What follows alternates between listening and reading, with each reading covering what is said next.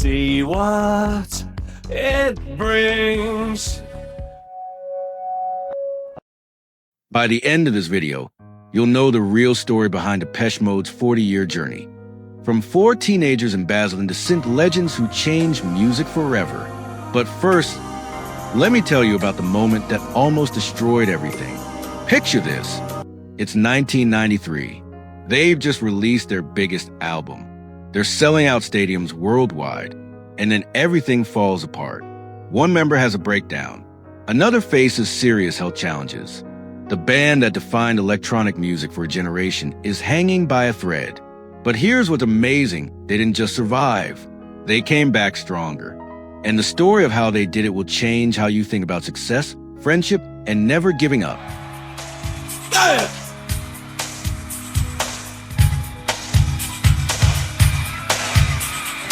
When my crimes seem almost... Let's go back to where it all started. 1980, Basildon, Essex. For working-class teenagers with a crazy dream and some cheap synthesizers. Dave Gahan was the kid with the voice. But his childhood wasn't easy. When he was just 6 months old, his father walked out. Years later, the man came back pretending to be Uncle Len. Dave didn't find out it was really his dad until much later. Talk about complicated family dynamics. Martin Gore was a quiet genius. At 30, he made a life-changing discovery. His biological father was African American. He traveled to the American South to meet him, an experience that deeply influenced his songwriting. Then there was Andy Fletcher, steady, reliable Andy. He'd lost his sister when she was young, something that would affect him his whole life. And Vince Clarke, the original songwriter who gave them their first taste of success. These weren't privileged music school kids. They were regular teenagers who happened to stumble onto something magical. When they got their breakthrough with New Life, hitting number 11, they took the train to their first Top of the Pops appearance, a humble beginning for future legends. Their first hit? Just Can't Get Enough by Vince Clarke. It shot to number 8 in the UK, and suddenly everyone knew who Depeche Mode was. They were pioneering something completely new, electronic music made with affordable synthesizers like the Yamaha DX7. That man to a stranger. You think you only know me when you turn on the light. But success came with a price. In 1981, right after their first album, Vince Clarke shocked everyone by leaving. He was tired of touring, tired of interviews. He just wanted to make music, not be a pop star. Most bands would have collapsed. Instead, Martin Gore stepped up and became their chief songwriter. And that's when things got really interesting. The late 80s and early 90s were pure magic. Their Music for the Masses tour in 1987 to 88 reached its peak with 60,000 fans at the Pasadena Rose Bowl, the first alternative band to sell out a stadium that size. Their devoted fan base grew into something unprecedented. 60,000 people singing every word of the Rose Bowl, and they were devoted like no other fan base. Then came Violator in 1990, recorded in Milan and Denmark. This album changed everything. Personal Jesus and Enjoy the Silence weren't just hits. They were cultural moments. Violator sold 15 million copies worldwide and won them a Brit Award. By this point, they placed 50 songs on the UK singles chart and earned 5 Grammy nominations. They were selling out arenas across the globe and had become the biggest electronic band in history. 100 million records sold worldwide. That's not just success, that's legendary status. I feel you. So here's that moment I promised you, the one that nearly ended it all. Picture this. 1993. Songs of Faith and Devotion just hit number 1 in both the UK and US. They should be celebrating, but instead, Dave Gahan was struggling with personal challenges that were affecting his health. The touring schedule was brutal. The pressure was enormous. Meanwhile, Andy Fletcher was dealing with depression and anxiety that traced back to losing his sister. The stress became so overwhelming that he had to take a temporary break from touring. Alan Wilder, who joined in 1982 and brought technical expertise to their sound, felt his work wasn't getting proper credit. Despite being the musical director for many of their biggest albums, he felt like his contributions weren't being recognized. In 1995, he made the difficult decision to leave. For a moment, it looked like Depeche Mode might be over. 3 core members had become 2. They'd lost their technical genius, and both remaining members were dealing with serious personal issues. But here's a remarkable thing about Dave and Martin. They refused to give up on each other. Instead of falling apart, they found strength in their friendship. They got help when they needed it. They focused on recovery and rebuilding.